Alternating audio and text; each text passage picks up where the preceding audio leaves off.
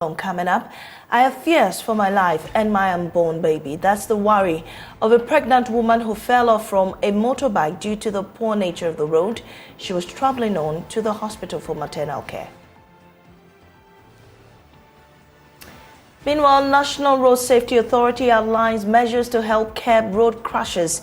As the Yuletide beckons, we'll hear from the authority on details of the arrangement put in place in collaboration with the Ghana Police Service. And also, Africa Union's High Representative of Silencing the Gun, Dr.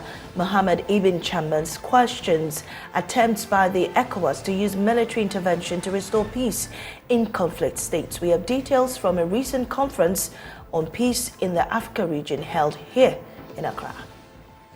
We also have business and more, all in this hour. Please stay with us.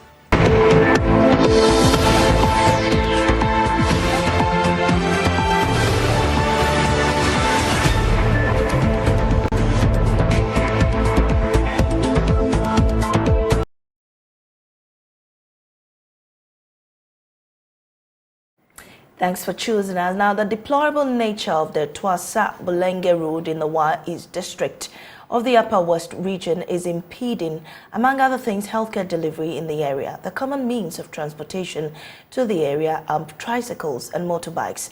Residents seeking medical care, therefore, have no option than to be transported with these vehicles. Now, sometimes some of them often fall off the bikes, increasing their woes. JoyNews Upper West Regional Correspondent Rafiq Salam took a trip to the area and chanced on a pregnant woman who fell off the motorbike and filed this report. Despite the claim of the Wa East District being one of the breadbaskets of the Upper West region, having access to its communities and the farms is a Herculean task. It is even worse, especially during the rainy season, as more communities are cut off from the other. The few communities that one can have access to is not one for the faint-hearted. The Tuasaa community is some 4 kilometers away from Bulenge, which lies on the main road from Wa heading to the Kulun Bridge. The road is muddy, bumpy, and replete with corrugations, making it difficult for road users to ply it. They sometimes got stuck and has to be manually pushed out. So you can see how the place is. You can see they have to put some of the tricycle to move around the area because it's muddy and vehicles and also tricycles are getting stuck in the area, and as a result of that they have to at least get some people to push them out of this muddy, somehow looking like a rice muddy pitch. Bright Kwafo hails from Accra but was posted to the Tuasaa Basic School as a teacher. He told me the struggles he makes flying on the muddy road. I'm just smiling because when it rains here, this particular area, it's difficult to ride through, and especially when you're carrying people, like there's no way. So mostly when it rains, it's better we stay in our community till we get sunshine for some time before we can move. But apart from that, when it rains, you can't move. Like it's impossible. Tell me your experience. How are you able to play through this muddy rice pit? Sometimes you just have to reduce your gear and use your 2 legs to support yourself in the mud until you get to a very good grounds. Apart from that, if you try to do any other means, you will fall down. So you have to just reduce your gear, probably just off the engine and use your 2 legs and walk in the mud and push your motor, and then when you get to a good place, you continue riding. Are there times that you fell on the way? Several times, like almost every day.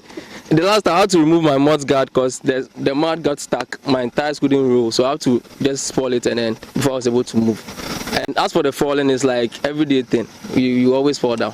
So what appeal do you have for the government and authorities?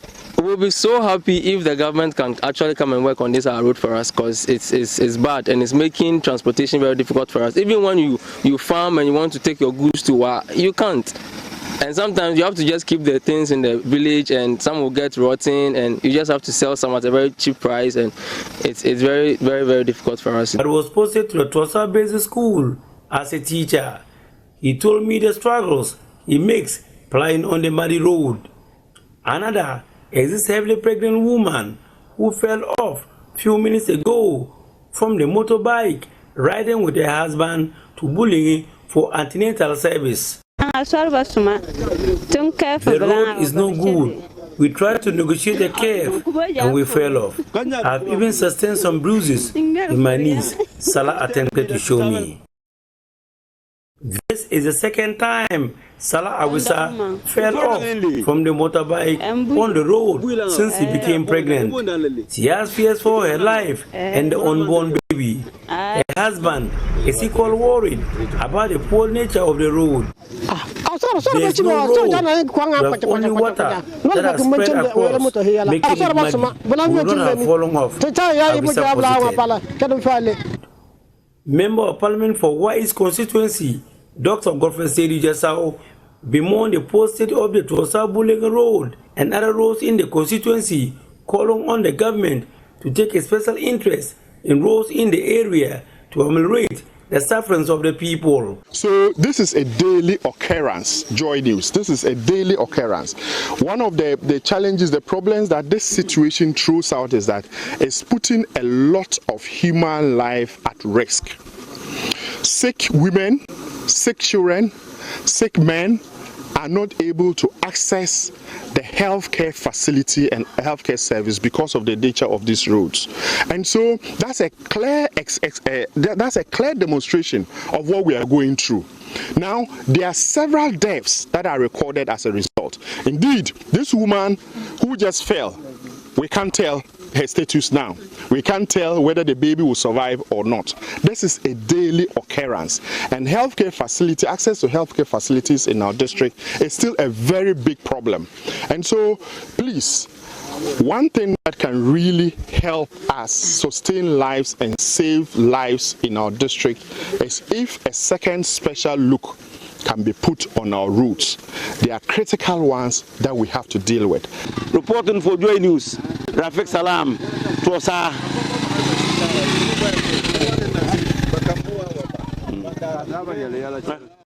We're joined on the lines now by the DC for the area, is Dr. Ora Suleimana Mahama. We're grateful for your time, sir, but looking at the road, very, very terrible, to the extent that pregnant women are falling off motorbikes. What are the plans in place to repair the road? Good morning. Thank you so much for this opportunity to address the issue this morning. Yes, I think if I get you right, you are talking of Bulenge to Tuasaa, right? Yes. Yes. Let me happily tell you that contractors are mobilizing to go to site now. It has been awarded for reshaping, and not just to Tuasaa. From Tuasaa, they will be going to even up to Gurumbale. Maybe if you are familiar with our train, you know where I'm talking about. It's Tuasaa to Gurumbale. So they are mobilizing to go. Currently, if you can cross-check from the figure route, you will see that it is on contract for reshaping. Well, sir, how long has this been? This road has been in this state for quite some time. When you say mobilizing, exactly when will work start? Yes, I think, like I said, mobilizing at times, no, we're waiting for the rain to subside before to go to site, according to the federal road engineer. They said it was actually awarded during the wet season, but it wasn't all that comfortable operation for them to go and then to start work. But now that the rains are down, because you know road work it has to do with heavy machines, and then they have to allow the waters to sink deep before they can go there.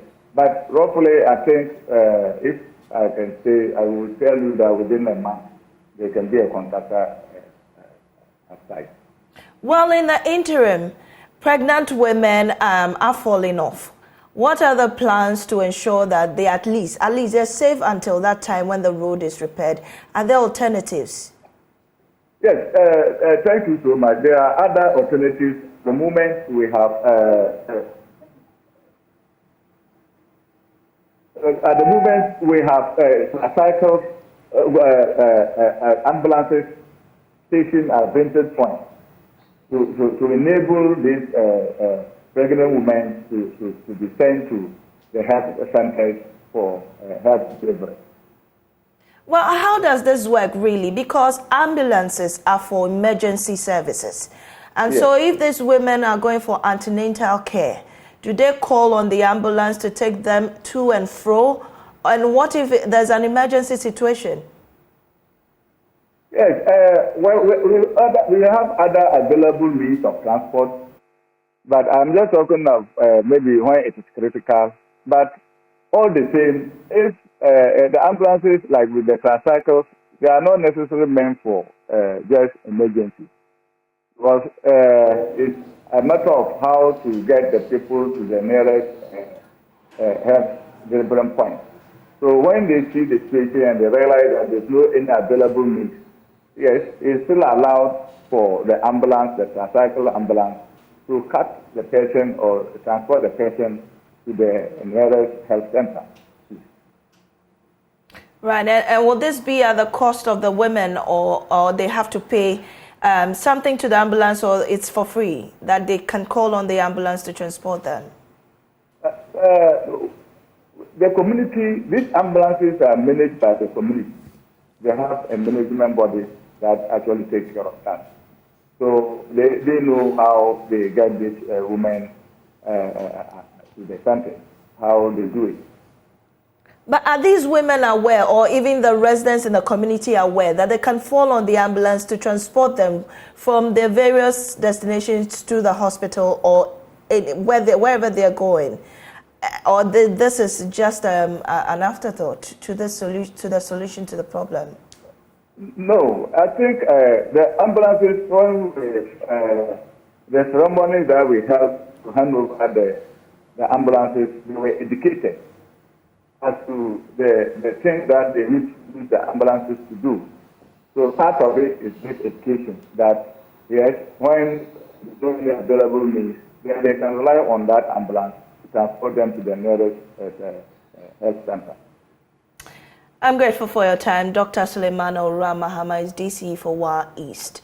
Still on roads, data from the National Road Safety Authority indicates that 275 road crashes were recorded between December 24 to December 26 during Christmas last year. Out of the total number of crashes recorded during the period, 53 deaths were recorded, while 363 persons sustained injuries.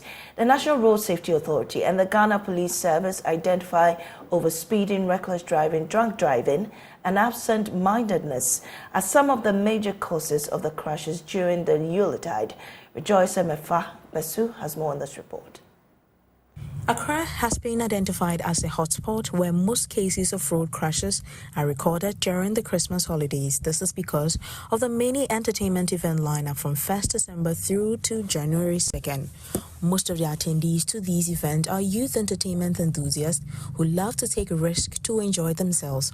The National Road Safety Authority reports that most of them who are engaged in the crashes are either tired, drunk, or are engrossed in happy moments of music and dancing behind the steering wheel.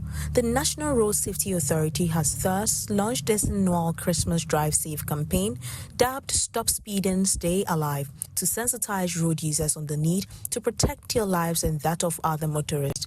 Engineer David Osefo Adontin is the Director General of the National Road Safety Authority. No one has the right to exhibit lawlessness, misconduct himself or herself on the road in a manner that will undermine the rights of others to use the road space.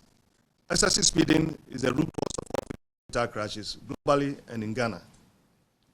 Now, ensuring reduction in travel speeds in compliance with maximum speed limit laws and regulations, that is 90 kilometers per hour on the highways, 50 kilometers per hour in towns and settlements, 30 kilometers per hour in schools and crowded areas. It is only on the motorway that the expectation is that we move not more than 100. Engineer David Osafo Adontin also revealed plans and preparations by his outfit to ensure crash-free Christmas. He called out road users to be vigilant when plying the road space this Christmas. The authority has stepped up education at lorry terminals and seriously engaging the leadership of road transport operators and drivers. We're also seriously engaging the clergy and their respective congregations in churches. We are the mosques. We have the targeted groups and preparing to set up teams with the police to populate the road space with coordinated enforcement.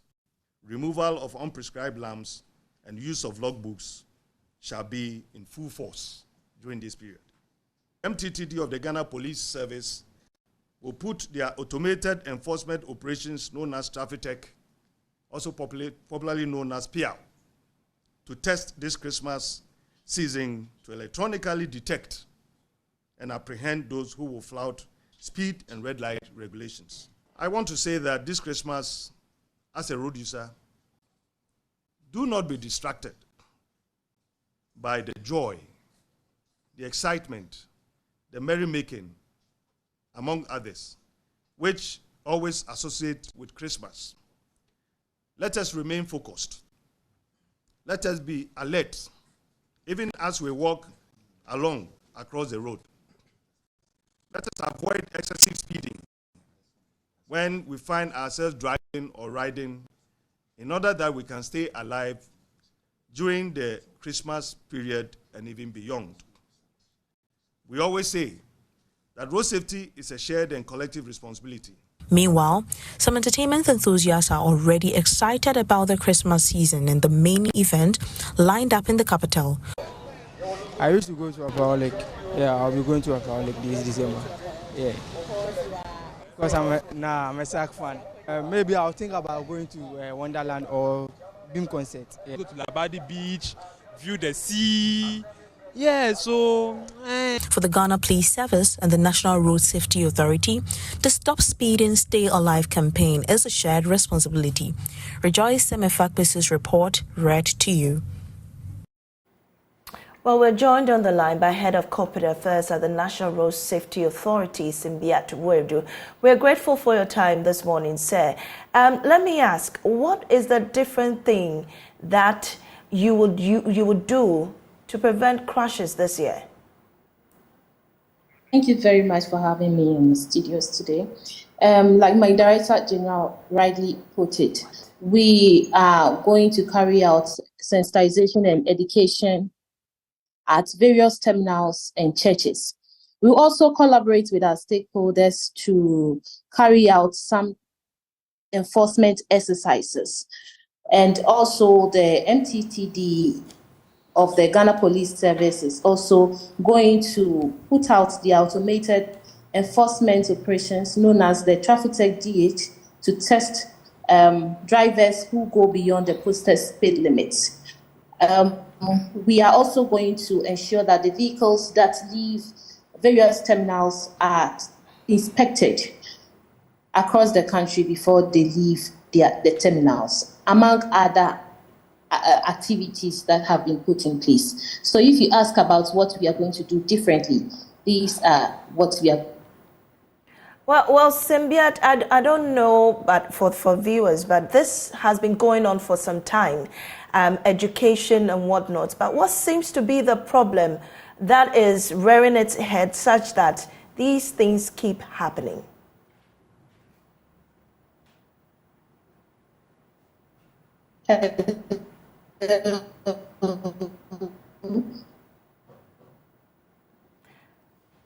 Seem to be losing Simbiat Werdu, the Head of Corporate Affairs, the National Road Safety Authority, and she's been telling us what her outfit is doing to ensure that road crashes are reduced, especially in the Yuletide season. I mean, there's so many crashes, 53 deaths, and that have been reported since then. She joins us again, hopefully on a clearer line. Simbiat, if you can hear me, I'm asking, what really is the problem? Because the issue of education has been done over the years, but doesn't seem to be reducing the number of crashes that we experience every year.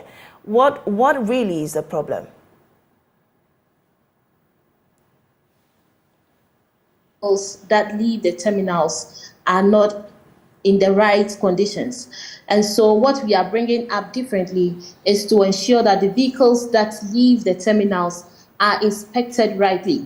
We are making sure that the vehicle's structure, the vehicle's brakes, lamps, tires are all in good conditions before they leave the terminals. So our inspectors will be visiting the terminals to inspect, to ensure that the vehicles are inspected before they leave the terminals. One of the problems that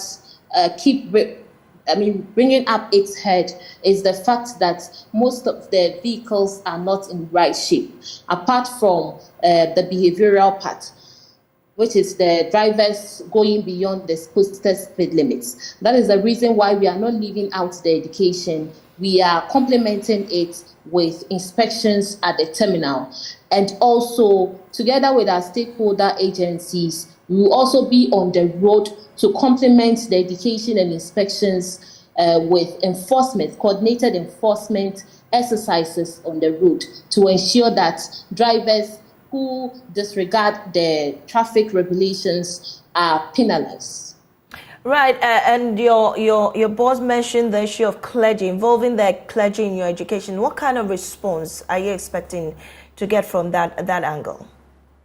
All right, so our objective is to get a lot of people sensitized, and so we are not only targeting commercial drivers, we are targeting private drivers as well. And most of the private drivers could be gotten at the churches and the mosque. And so when we visit there, our objective is to meet drivers and other road users who are not found at the terminals, to sensitize them on the regulations, to ensure that they are safe on the roads.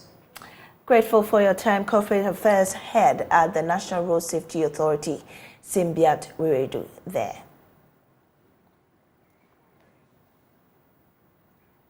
Still on roads, residents of Manson Kwanta and the Ashanti region are lamenting the impact of the poor road network in the area on business growth and livelihoods. Residents and motorists in the local communities have over the years staged several protests to draw attention to their concerns, but this has yet to yield any results. They continue to appeal to government to ensure that their roads are fixed. Dusty and poor nature of roads in Manson Kwanta and its environs have become a burden for residents over the years. Concerned residents have bemoaned the poor nature of their roads, but their call has yielded no results. Several attempts to construct the road have failed, although the former MP for Manson Kwanta, Professor Albert Kwam, took it upon himself to rehabilitate them. You will recall that some time ago I was a member of parliament here, and I lobbied for almost 10 of the routes, total about 110 kilometers, to be given to contract. As at the time that I was leaving office as a member of parliament, 10 routes have been awarded to contracts. But the reality is that even when I left, they were on the road working. But at some point, they all deserted. They have abandoned the routes. People have been complaining here and there. I don't want certain to happen. Aggrieved residents want the government to rehabilitate their roads as a matter of urgency. How no said we be cry na ambulance ambulance or fast okra kwatro problem get take care with baby and I want to hinsu na wo no ontutumi yiri na tima den a block kwan kan ko kama. We are unable to aid sick persons because of the bad road. It takes hours to move on this road. Women and men all have to cover themselves when using the road. Serena what that's about say with the Serena quantity or a food or Munya one and boy kakra. Yesterday Aban say obey Obaby Gukwanama Aban the government should help fix our road. We need the road. Today Aban say Omejusuma Aban Muguni kama pa my higher dread dear pa where we say be akra no be foot tropa be boni ma no ho wa ha sei The bad road is affecting our work here. The nasty road is all over us when we are making sales, so we plead with government to come to our aid.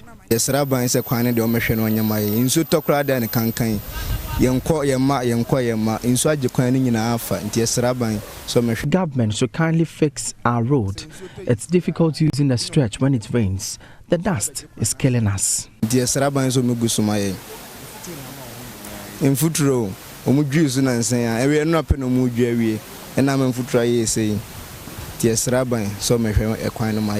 For Joy News, Nana Boachitankwayadom, Kumasi. Now, as part of efforts to find a solution to the prevalent political instability and surge in violent extremism in West Africa and the Lake Chad Basin, African Union High Representative for Silencing the Gun, Dr. Mohamed Ibn Chambers, is questioning attempts by the ECOWAS to use military intervention to restore peace in conflict states. Dr. Chambers says the use of such military force is misplaced, which can further escalate the situation. He's therefore calling on the regional leaders to focus their fight on terrorists and extremists. Dr. Ibn Chambers was speaking at the RECAP Regional Conference. My colleague Kwesi Adai quoting us more.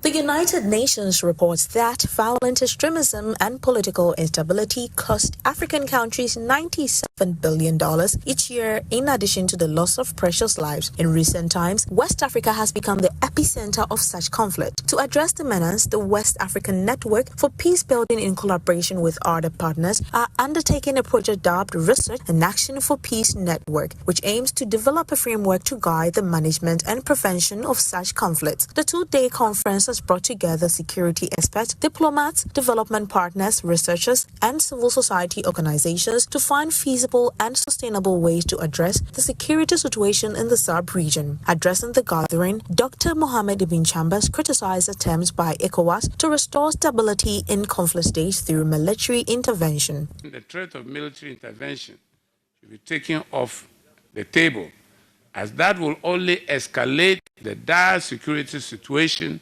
in the entire region. Any use of force should be directed against the principal enemy, and we are not in doubt as to who the principal enemy is.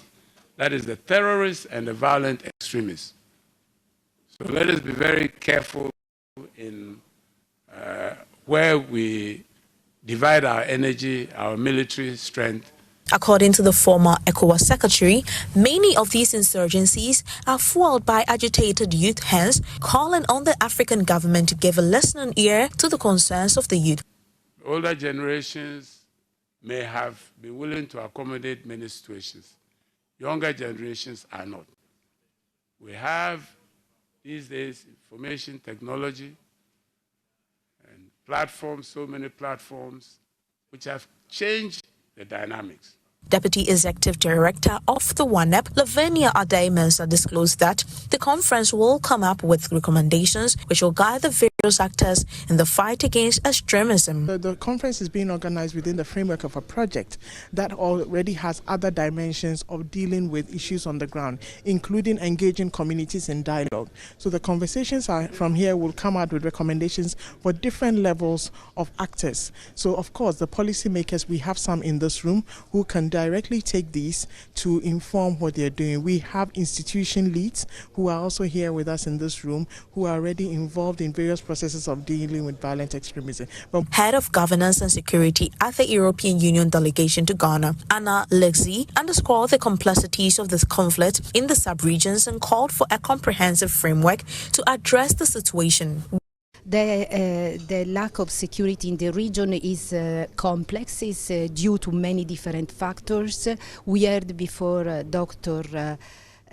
Mohamed Ibn Chambers recalling the main elements at the basis, so which goes from lack of trust in the states and in government apparatus, up to the situation of poverty, deprivation, marginalization, taking into account also the ethnic components or the land dispute elements. So we recognize the complexities of the security situation in West Africa, and this is the reason why we are partnering with the different governments to intervene. with different kind of actions. OneUp is calling for a concerted effort among all leaders in the sub-region in dealing with violent extremism and political instability. Kwesi Adai-Kwarten's report read to you. Dr. Mahmoud Bawumia has observed that recent events in the Sahara region, particularly neighboring Burkina Faso, is beginning to have a negative impact in the country. Speaking at this year's launch of the Kakube Festival, he disclosed that government is deeply concerned about the situation and has already taken steps to address it with the launch of the $150 million social cohesion project. JoyNews Upper West regional correspondent Rafik Salam reports. One of the beneficiaries in the 48 districts in Ghana, and we are seeing that under phase 1 of this project, the Nandam municipality is benefiting from 12 sub-projects with a total contract sum amounting to 3,893,505 Ghana cedis. Paramount Chief of the Nandam traditional area, now Professor Munyan Delechiri the Eighth, commended the government for the numerous projects undertaken in the traditional area. He was full of praise to the Interior Minister Ambrose Derry for leading the charge to ensuring that the people have the requisite development. The venerable and indefatigable Ambrose Derry, who has seen the development, human and infrastructure of Nandam by the horns, such that even a blind man can see and a deaf can hear of them. Indeed, his influence has been much felt. Now, Professor Muyendele Chiri the Eighth, however, has some challenges he want the government to fix.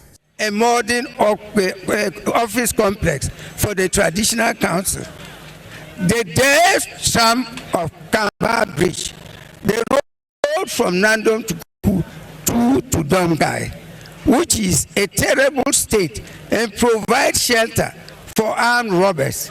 This road constitutes a crucial link between Nandam, Lora, and Jirapa. Interior Minister Ambrose Derry called on the people to rally behind the government and support Vice President Dr. Alhaji Bawumia, who has now been elected by the MPP as his flag bearer to win the 2024 polls. Reporting for JoyNews, Rafik Salam, Nandam.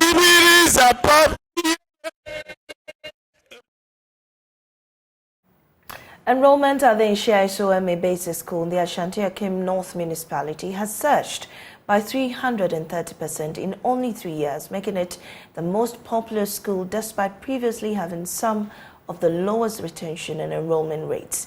Education officials attribute this to the MTN Ghana Foundation's construction and delivery of a fully equipped 6-unit classroom block and teachers' quarters to that rural community. The intervention came after a JoyNews Agenda report detailed the poor state of the basic school, which suffered the brunt of nomadic herdsmen and their marauding cattle. My colleague Ohimenteria went back to the community 3 years after the school was handed over and has come through this report. A group of students happily practice in marches ahead of an upcoming basic school circuit games. This school, until 2020, was a pale shadow of itself as students competed for space with the African fruit bags in only 3 standard classrooms here. Makeshift classrooms, constructed out of mud and thatch, had developed deep cracks, putting the lives of both students and teachers at risk. These dilapidated facilities also served Paudie, Abotanso, Jerusalem, among other hamlets. Weak and leaking roof means classes were halted anytime the clouds gathered. Students who trekked several kilometers to Ananikrum to access junior high school were sexually abused on their way. It was common to see residents, mostly settler farmers, relocate from the community in high numbers, a situation which depleted the population of local basic schools. But MTN Ghana Foundation intervened to change the situation by building a 6-unit classroom block. The edifice is not only the toast of students, but also attracts students from nearby communities. Christiana Awuni and Asakia Robert, former students of the Winamda MA Primary School, are some of them. When the rain comes, we will close school and run home because we cannot stay at the classroom and learn. That's why I stopped Winamda and I came home. The school is beautiful.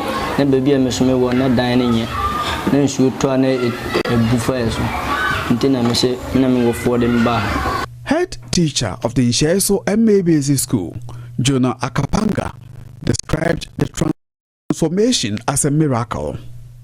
According to him, his colleague head teachers are impressing upon him not to admit any more of their students. MTN Ghana Foundation, it is because of their building this new edifice that is doing that miracle for us.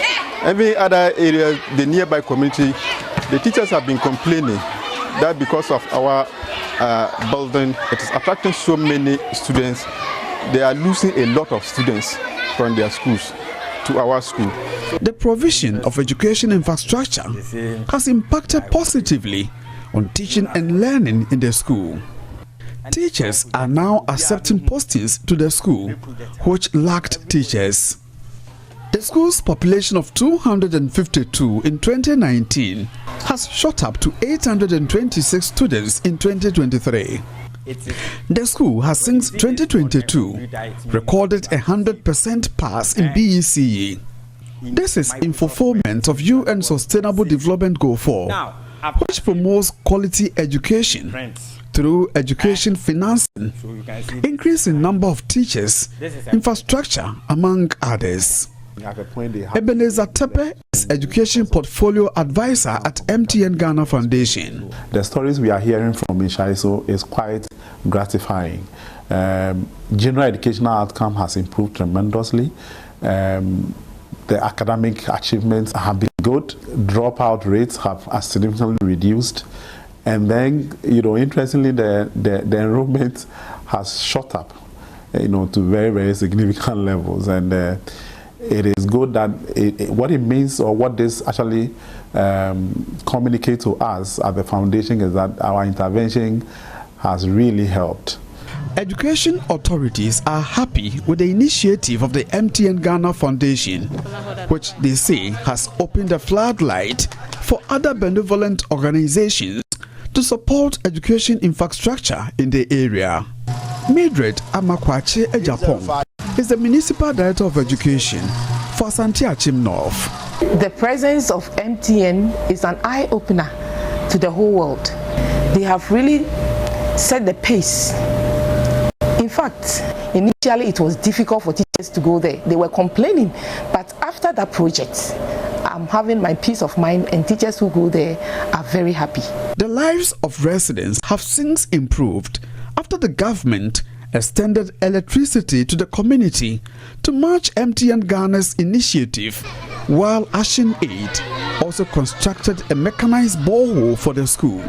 Assemblyman for Anani Krom electoral area, Peter Abaji, has seen it all. As an assemblyman, I've never dreamed of Nshaeso getting to that level. We were not having an accessible road, we were not having a network, and then we were not having teachers' quarters, a whole lot. But as we speak now, because of the MTN Foundation school they built for us, we are having road, we are having electricity, we are having network, and then the whole electoral area is enjoying. For the Agogo Traditional Authority, the intervention from the MTN Ghana Foundation and the Multimedia Group will be the most cherished gift for many years to come, as explained by the Adisuahine, Nana Frimpong Manson Adakabre. We all witnessed what happened 3 years ago, the Fulani issues. Students have to trek from Nshaeso to Anani Krom to access basic education, and then the trouble that they have to encounter along the ways. And so MTN coming in with that project was a very big relief for us as stakeholders in education. From Tuasaa-Bulenge for Joy News, I'm Interior reporting. You're still watching JoyNews Desk. We'll be right back with business.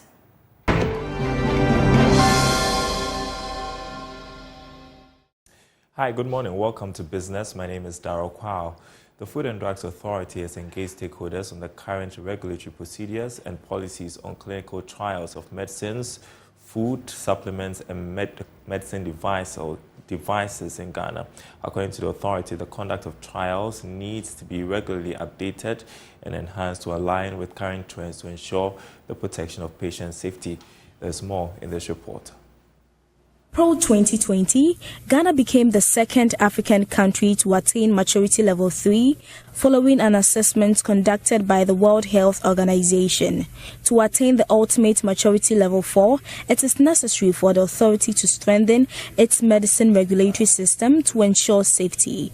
To meet the criteria, the FDA has been engaging stakeholders to maintain and continuously improve on the stable, well-functioning and integrated regulatory system for medical products. John Lai Odai Tete is Ashanti Regional Head of FDA. The need for regular and frequent engagements of stakeholders in the clinical trials industry became very evident during the Ebola virus disease crisis. And more recently, the novel SARS-CoV-2 virus, popularly known as COVID-19, in 2020. And requirements in the conduct of trials need to be regularly updated and enhanced to align with current trends needed to ensure the protection of the patient's safety, rights, and well-being, while maintaining data credibility.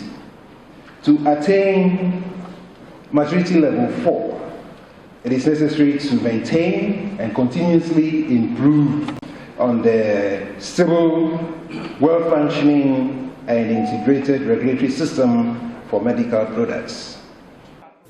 Head of Clinical Trials, Dr. Yvonne Eduboahene says the Food and Drugs Authority is committed to ensuring stakeholders adhere to requirements of the clinical trials. For now, I think the FDA is working smoothly with the stakeholders, the applicants and clients of clinical trials. And so doing trainings over the years, engagement like this, it has made the stakeholders understand, let's say, the quote-unquote, the rule of the game. And so to a large extent, I think that it is manageable. Some of the stakeholders spoke to Joy News. All have to get the information and then make sure we also help FDA to attain the status where they want to be. So it's a very good platform for us. We came to learn a lot, and we also have to bring our ideas so that their mandate is met. For Joy News, Anita Sewa Ajoga reporting. Now, the Tertiary Education Workers Union of Ghana and the Technical University Workers Association Ghana have merged as a single union to pursue the common interests of workers in public universities. The merger will position the unions to collectively negotiate better conditions of service for members whilst upholding best practices and support for effective grievance handling. The merger was announced at a press briefing in Kumasi. TEWU Ghana and TUAG have been the mouthpiece of workers in public universities and technical universities. On November 10, 2023, the two unions merged to strengthen their bargaining power. National President Suleiman Abdul Rahman highlighted the importance of the merger. The two labor unions have common issues and related matters, which both parties have considered that when merged, it will help the two great unions to achieve our common goals for the interest of our members. The purpose of the merger is to promote cooperation, communication, and joint initiatives between TEWU and TUAG in matters to protect and promote the common interests of the union members, including but not limited to collective bargaining negotiation, grievance resolution, and advocacy. According to Suleimana, both parties are seeking to negotiate for better conditions of service for their members across the various public and technical universities. A. Parties shall exchange in joint bargaining or share information pertaining to collective bargaining with the aim of advancing the interests of their respective members. B. To negotiate for a better conditions of service for the members of the unions. C. The parties shall exchange best practices, resources, and support for effective grievances handling and dispute resolution processes. Brothers and sisters, the parties shall undertake joint advocacy efforts to influence legislation and policies that impact the rights and well-being of their members. JoyNews, Nana Boache Dankoyadom, Kumasi.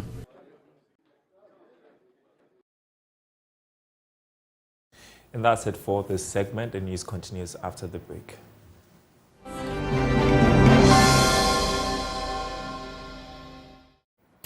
Welcome back to News Desk. The Public Health Risk Communication Group is advocating the building of resilient communication and community engagement in response to future pandemics. Through African countries continue to be plagued with these pandemics, the necessary response measures are yet to be fully built. Chairman of the group, Dr. Tuasaa-Bulenge, says there is a need for the necessary budget to be channeled towards the area for improved response to the pandemic. He spoke at a side event of the 3rd Annual International Conference on Public Health in Africa held in Lusaka, Zambia. Nanaya Ojima has more on this report.